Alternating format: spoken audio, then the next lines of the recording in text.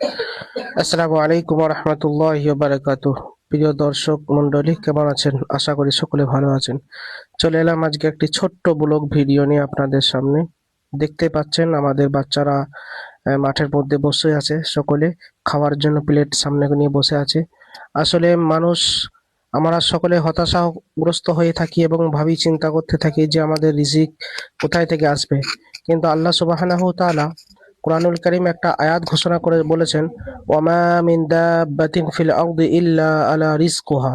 অর্থাৎ আমি আল্লাহ সমস্ত মানুষের, সমস্ত প্রাণীর সকলের জন্য আমি তাদের রিজিকের ব্যবস্থা করে রেখেছি। আমি যখন যাকে যেভাবে চাইবো, যেটা চাইবো, যে পজিশনে চাইবো, সেরকম খাবারই তাদেরকে আমি খাওয়াবো এবং সেইভাবে খাইয়ে থাকবো। তো আল্লাহ সুবহানাহু তাআলা আমাদের এই মিশনের ছাত্রদের আজ 26শে জানুয়ারি, যদিও আজকে 27 তারিখে আমি ভিডিওটি আপলোড করছি, কিন্তু এটা হচ্ছে 26 তারিখের 26শে জানুয়ারি, অর্থাৎ এই প্রজাতন্ত্র দিবসের দিনে ছাত্রদের আজকে সারাদিন মিশন ছুটি ছিল এবং খুব সুন্দরভাবে একটি প্রোগ্রামের আয়োজন করা হয়েছিল। খেলাধুলা থেকে আরম্ভ করে, পতাকা উত্তোলন থেকে আরম্ভ করে, তাদের খাওয়া দাওয়া, টিফিন থেকে আরম্ভ করে যাবতীয় সমস্ত কিছু আয়োজন করা হয়েছিল। দেখতে পাচ্ছেন কত সুন্দর বিরিয়ানির আয়োজন করা হয়েছে, এবং বিরিয়ানির সাথে সাথে ছাত্রদেরকেই দেওয়া হচ্ছে এবং ছাত্রদেরকে প্রথমে খাওয়ানো হচ্ছে। এরপরে আবার শিক্ষকদের, টিচারদের এবং আরো অন্যান্য যারা স্টাফ আছেন তাদের খাওয়ানো হবে, গেস্ট আছে তাদেরকেও খাওয়ানো হবে। এবং আলহামদুলিল্লাহ ছাত্ররা খুবই আনন্দের সাথে খাচ্ছে। আপনারা দেখতেই পাচ্ছেন প্রায় 400-র কাছাকাছি ছাত্র রয়েছে এবং এই 400 ছাত্রকে একত্রিত ভাবে সকলের আবদার ছিল যে তারা ময়দানে এরকম মাঠে বসে এরকম একসঙ্গে সকলে খাওয়া দাওয়া করবে। তো আজকে ওই জন্য ডাইনিং এ তাদেরকে বসানো হয় নাই।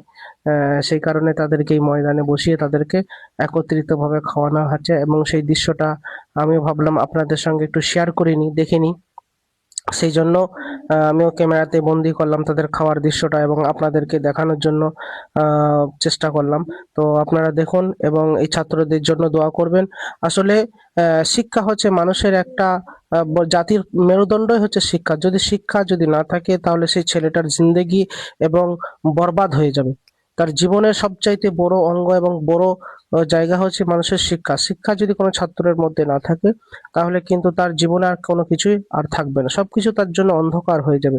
সেই জন্য আপনাদের সকলের কাছে অনুরোধ যে আপনাদের ছোট ছোট ভাইদের, ছোট ছোট ছেলেদের, মেয়েদের সকলকে শিক্ষার আলো দেখান, শিক্ষার পথ দেখান।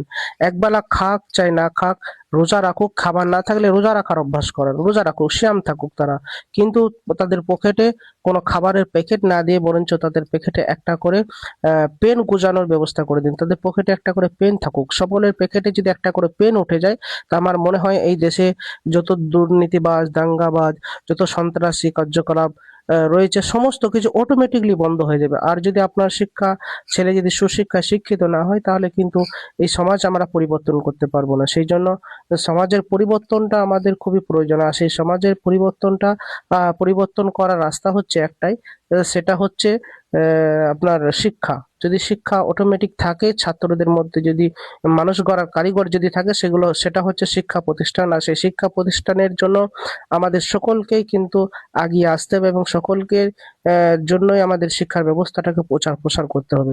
যদি আমরা প্রচার প্রসার করতে পারি তাহলে অবশ্যই দেখবেন আমাদের শিক্ষার হাল এবং অগ্রগতি অনেক বৃদ্ধি পাবে এবং অনেক বেড়ে যাবে।